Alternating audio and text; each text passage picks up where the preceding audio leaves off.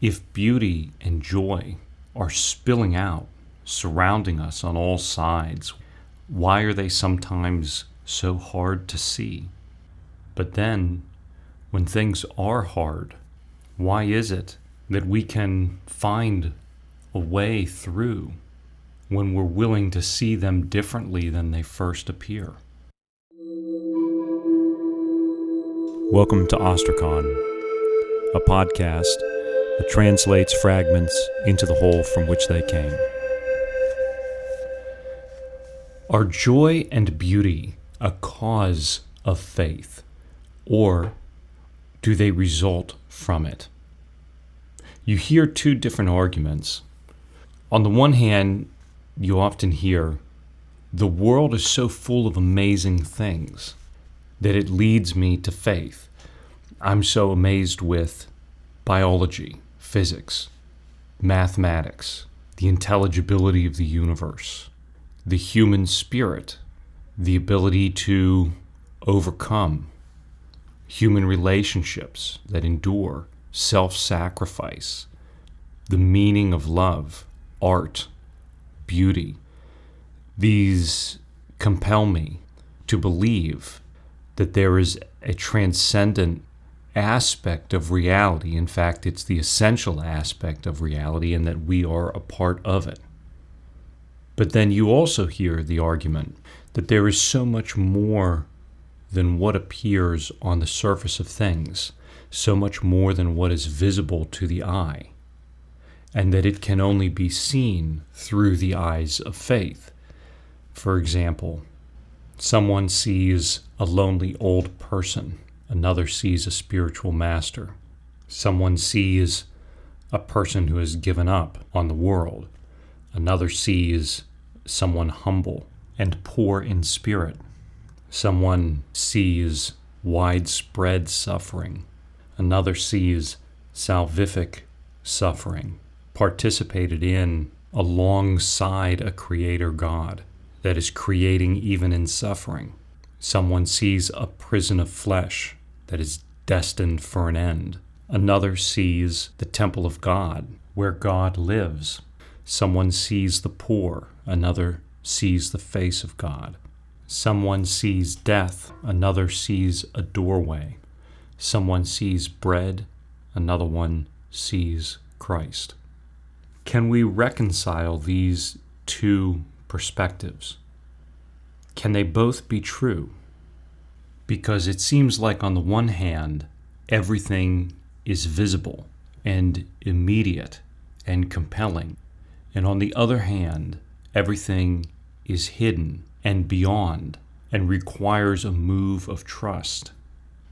If beauty and joy are spilling out, surrounding us on all sides, why are they sometimes so hard to see? Every one of us has hard times. But then, when things are hard, why is it that we can find a way through when we're willing to see them differently than they first appear? I remember one of the greatest pieces of advice that I got as a young child was to look up.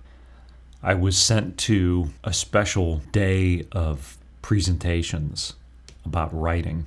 And I was young and totally distracted and drawing pictures the entire time. But the one thing that I heard, that I remembered, was you have to look up. And it makes me wonder if these ideas aren't reconciled as a matter of growth, of looking up and then looking further up.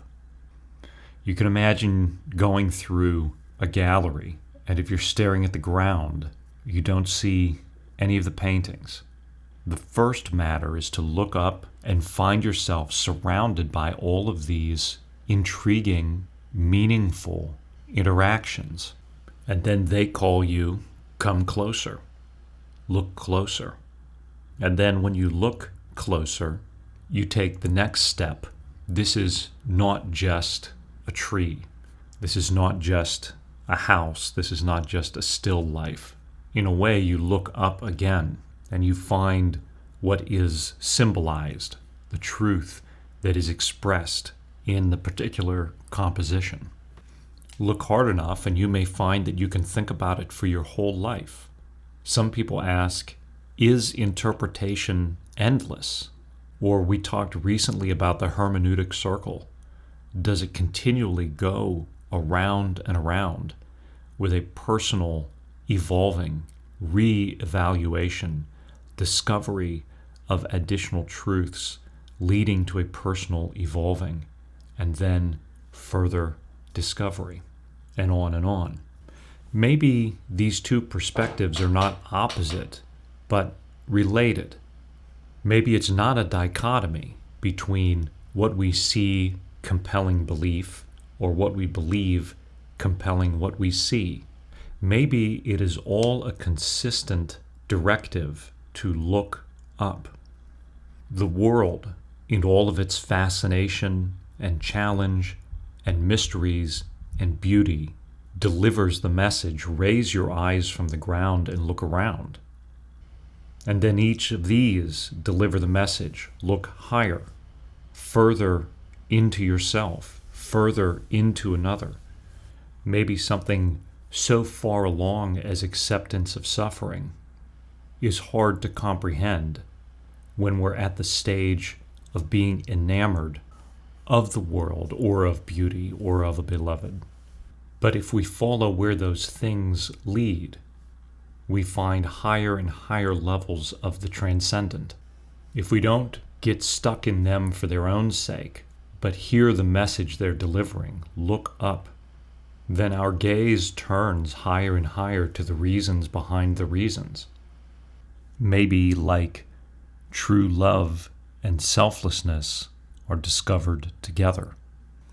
And the result is that more is visible than was visible before. Think of the creed that we say at Mass, the first lines. I believe in one God, the Father Almighty, creator of heaven and earth, of all things, visible and invisible. Sure, the visible things present themselves first. They're the door to all the rest. But all of it is a constant unfolding of God, of the source of joy and beauty, wherever, however we find it, and calling us on to more.